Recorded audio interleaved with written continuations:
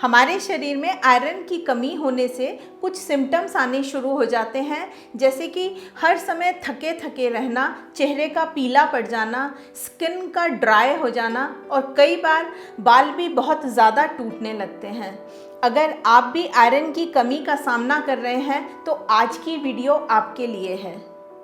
Hello everyone, welcome to Divine Care. आज की video में बहुत इम्पॉर्टेंट 7 टिप्स आपके साथ डिस्कस करूंगी जो कि बहुत हेल्पफुल होंगे आयरन के लेवल को बूस्ट करने में और उसके एब्जॉर्प्शन को बढ़ाने में। एक प्रिकॉशन आपके साथ शेयर करना चाहूँगी कि हमें डॉक्टर के प्रिस्क्रिप्शन के बिना अपनी इच्छा से कभी भी आयरन सप्लीमेंट्स नहीं लेने चाहिए। वो हमारे लिए नुकसानदायक भी हो सकता है, क्योंकि आयरन का लेवल अगर कम हो गया है हमारी बॉडी में तो उससे भी हमें नुकसान है, और अगर आयरन का लेवल ज़्यादा हो गया तो वो भी हमारे लिए नुकसानदायक है।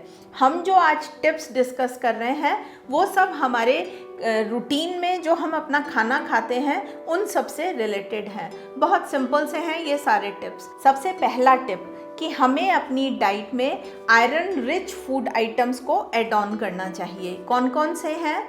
मीट, सी फूड, लेंटिल्स, दालें सभी, साथ में बीन्स, हरी वेजिटेबल्स, फ्रूट्स, नट्स, सीड्स, ये सारी चीज़ें आयरन में बहुत रिच हैं। पर हमें एक चीज़ को ध्यान रखना है कि हमारा जो डेली शेड्यूल है उसमें हमें एक सेट पैटर्न पे अपनी डाइट को नहीं रखना है। मतलब कि उन्हीं चीज़ों को हम रिपीटेडली खाते जाएं। हमें वैरायटी ऑफ फूड को अपनी डाइट में रखना है। तो इसके लिए बहुत सिंपल है कि आप आयरन रिच जो भी डाइट है, सबसे पहली चीज़ तो कि अगर हम वेजिटेरियन हैं तो हमारी डाइट उस हिसाब से होगी, और जो नॉन वेजिटेरियन हैं उनकी डाइट अलग हिसाब से होगी।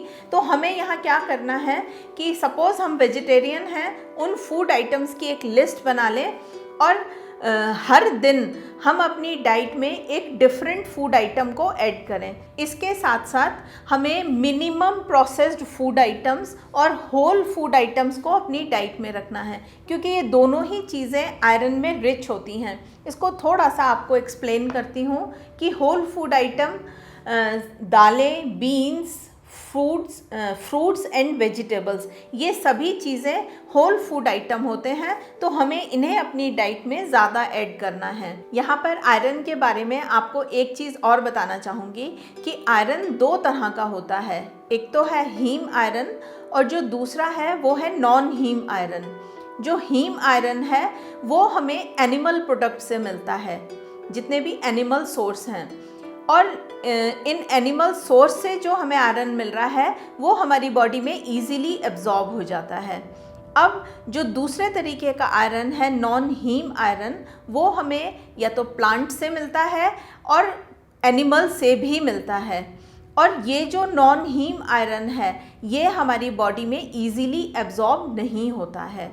तो इस डिफरेंस को समझने के बाद यहाँ हमें एक चीज़ समझ में आ गई कि आयरन का कंजम्पशन हमारे लिए जितना इम्पॉर्टेंट है कि हमारा खाना आयरन रिच होना चाहिए, इससे ज़्यादा ये भी ज़रूरी है कि जो हम आयरन खा रहे हैं वो हमारी बॉडी में एब्जॉर्ब भी हो।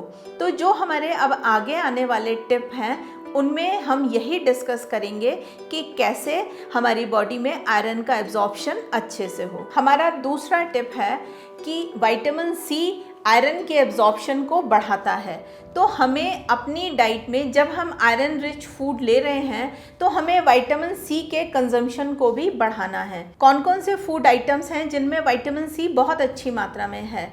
सारे जितने भी सिट्रस फ्रूट्स हैं, green leafy vegetables, bell peppers 3 तरह की हैं, रेड, ग्रीन और येलो, वाटरमेलन और साथ में स्ट्रॉबेरीज, इन सभी चीज़ों में बहुत अच्छी मात्रा में विटामिन सी है। अगर हम अपनी डाइट में 100 मिलीग्राम विटामिन सी लेते हैं तो हम आयरन के एब्जॉर्प्शन को 67% बढ़ा सकते हैं। यहाँ पर इसको एक एग्जाम्पल की हेल्प से समझते हैं कि अगर हम बीन्स को टमाटर के साथ बनाएंगे तो हमारा आयरन का एब्जॉर्प्शन बढ़ेगा। तीसरी टिप है कि हम दालों को भिगोकर बनाएं। मतलब हम दाल, लेंटिल्स या ग्रेन्स जो कुछ भी बना रहे हैं उसको पहले कुछ घंटे के लिए पानी में भिगो कर रखें और फिर उसको बनाएं। जो इसके पीछे लॉजिक है, दालों में फाइटिक एसिड होता है जो कि आयरन के एब्जॉर्प्शन को मुश्किल कर देता है। जब हम दाल को कुछ घंटे भिगो के बनाते हैं तो जो फाइटिक एसिड है वो वॉश आउट हो जाता है और आयरन का एब्जॉर्प्शन बढ़ जाता है। यहाँ पर 3 ऑप्शन है हमारे पास कि या तो हम सोक करके बनाएं, या हम फर्मेंट करके बनाएं, या हम उसके स्प्राउट्स बना के बनाएं उस दाल को। जब हम दाल को कुक करने चलेंगे तो हमें जिस पानी में हमने दाल को भिगोया था उसको हम ड्रेन कर देंगे, मतलब फेंक देंगे, और साफ़ पानी में हमें दाल को उबालना है। चौथा टिप है कि हमें खाने के साथ चाय और कॉफ़ी को नहीं लेना है, क्योंकि इन दोनों ही चीज़ों में कैफीन, टेनिन और पॉलीफिनॉल्स होते हैं जो कि आयरन के एब्जॉर्प्शन को घटाते हैं। अगर हम खाने के साथ 1 कप ब्लैक टी लेते हैं तो वो आयरन के एब्जॉर्प्शन को 60% तक कम कर देती है। यहाँ पर इसका मतलब ये बिल्कुल भी नहीं है कि हम चाय या कॉफ़ी नहीं पी सकते। हम ले सकते हैं चाय कॉफ़ी, लेकिन सिर्फ हमें खाने के साथ नहीं लेना है और किसी टाइम हम इन्हें ले सकते हैं। नेक्स्ट 5th टिप है कि हमें आयरन रिच फूड आइटम के साथ कैल्शियम सप्लीमेंट को नहीं लेना है, क्योंकि कैल्शियम आयरन के एब्जॉर्प्शन को घटाता है। इसलिए अगर हमें कैल्शियम का सप्लीमेंट लेना भी है तो उसको हम अलग से लें। 6th टिप कि हमें ओवर द काउंटर एंटासिड्स नहीं खाने हैं। बहुत सारे लोग खाना खाया और उसके बाद एक एंटासिड खा लेते हैं एसिडिटी से बचने के लिए, लेकिन ये शायद अभी लोगों के अंदर अवेयरनेस नहीं है कि एंटासिड क्या करता है कि हमारे स्टमक में एसिड का सिक्रीशन एक नॉर्मल होता है उसको कम कर देता है। एंड हमारी बॉडी में आयरन के एब्जॉर्प्शन के लिए बहुत ज़रूरी है कि एसिड का जो सिक्रीशन है वो प्रॉपर मात्रा में हो। जब एसिड का सिक्रीशन घट जाता है बॉडी में, तभी भी हमारी बॉडी में आयरन का एब्जॉर्प्शन कम हो जाता है।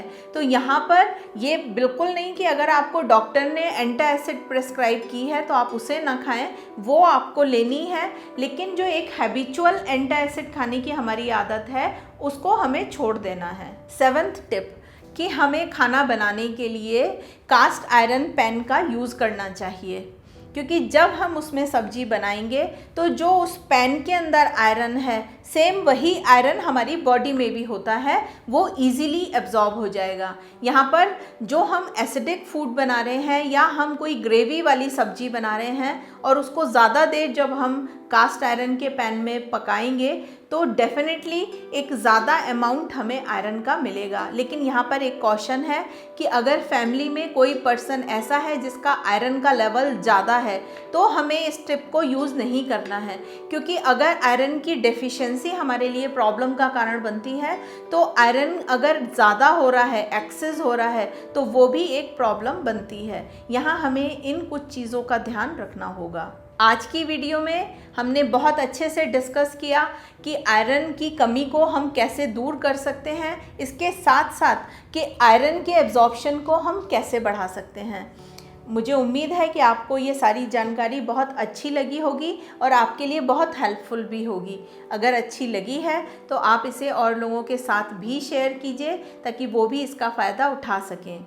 हमारी सभी वीडियोस हमारी ऐप और हमारी वेबसाइट पर भी अवेलेबल हैं, आप इन्हें वहां जाकर भी देख सकते हैं। आज की वीडियो में इतना ही। वीडियो देखने के लिए बहुत बहुत धन्यवाद।